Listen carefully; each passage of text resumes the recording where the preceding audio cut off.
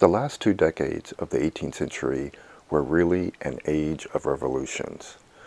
There was, of course, the American Revolution, but there was also the French Revolution and the Saint-Domingue Revolution, the Haitian Revolution, as well. In a sense, the American Revolution and its aftermath marked the most conservative of these revolutions. The French Revolution, which began in 1789, not only propelled all of Europe into war, but also touched off slave uprisings in the Caribbean. On Saint-Domingue, the free people of color began the chain of rebellion when French planters would not grant them citizenship as decreed by the National Assembly of France in its Declaration of the Rights of Man.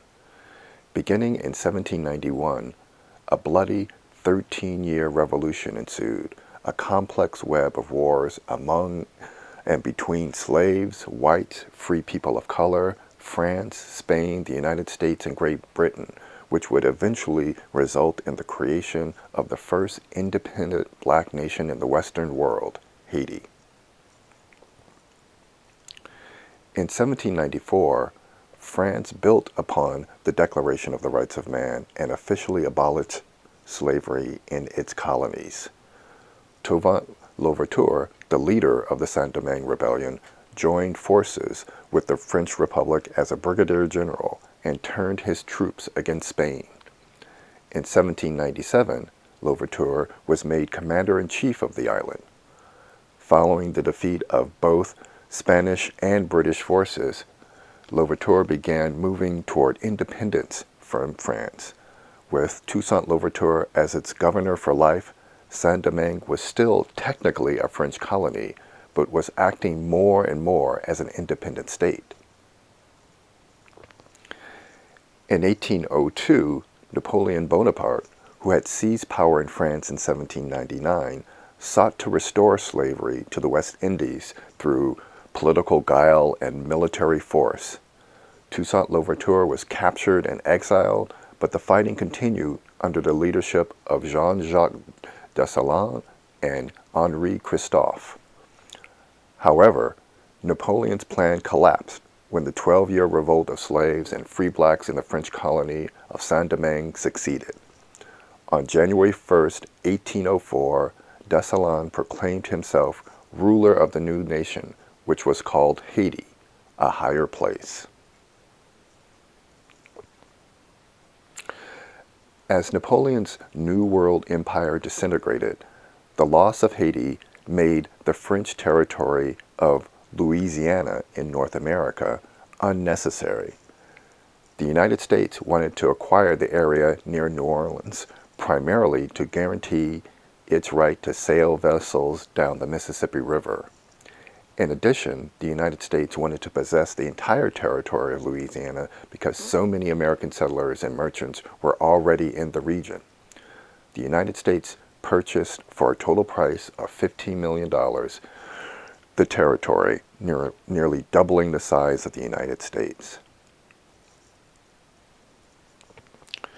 Early in the 19th century, while the rapidly growing United States expanded into the lower South, white settlers faced what they considered an obstacle.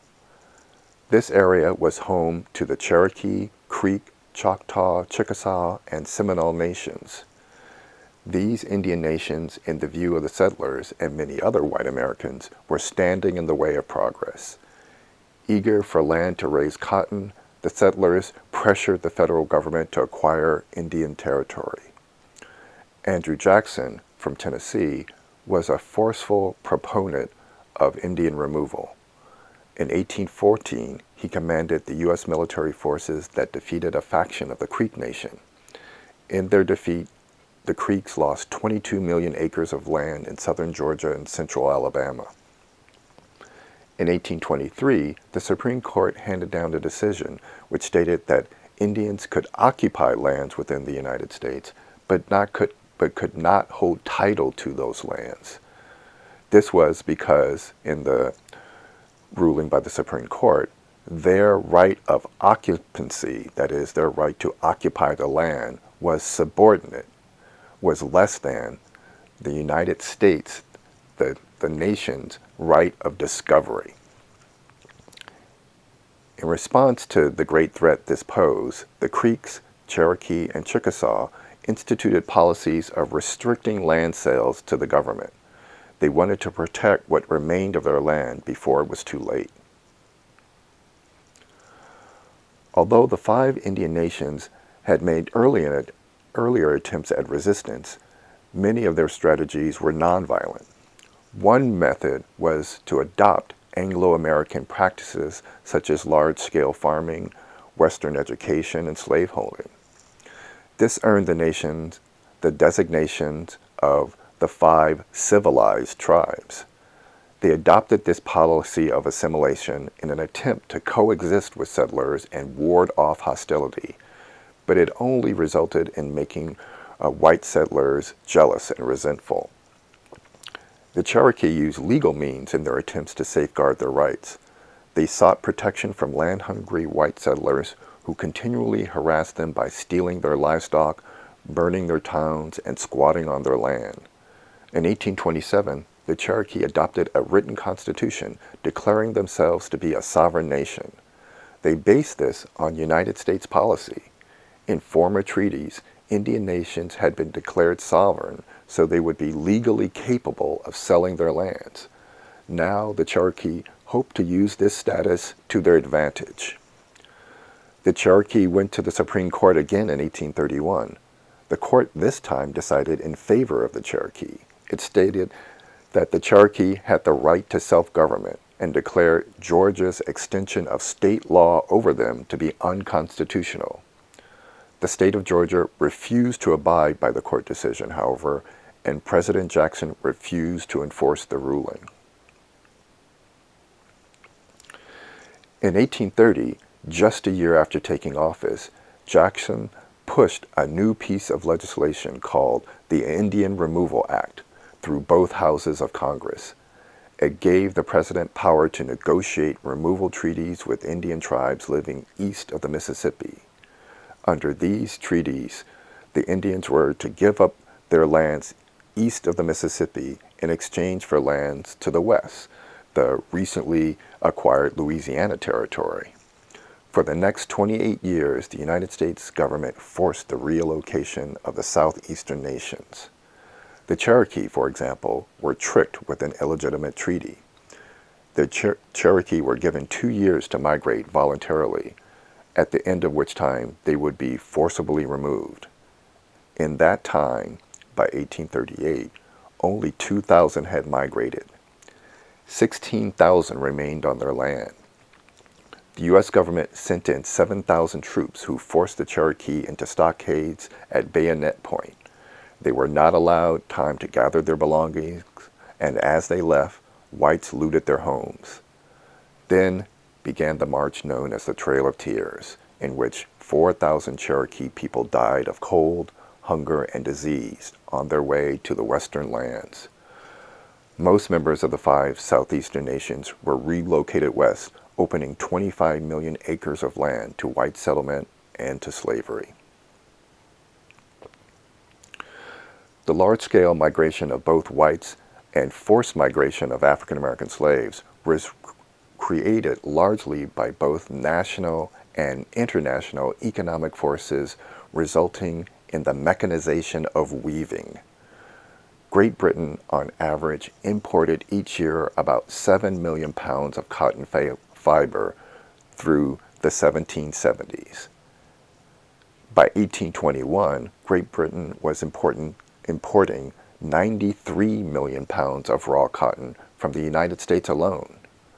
During this time period, the price of cotton is steadily climbing from 25 cents a pound in 1790 to 44 cents a pound in 1800, when, according to one estimate, a planter could turn a profit with cotton selling it for about 12 cents a pound.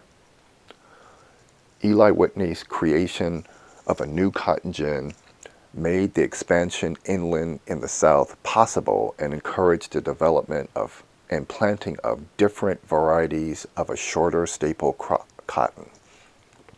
The machine, with its rotating wire teeth, ripped seeds away from the lint and did it fairly rapidly.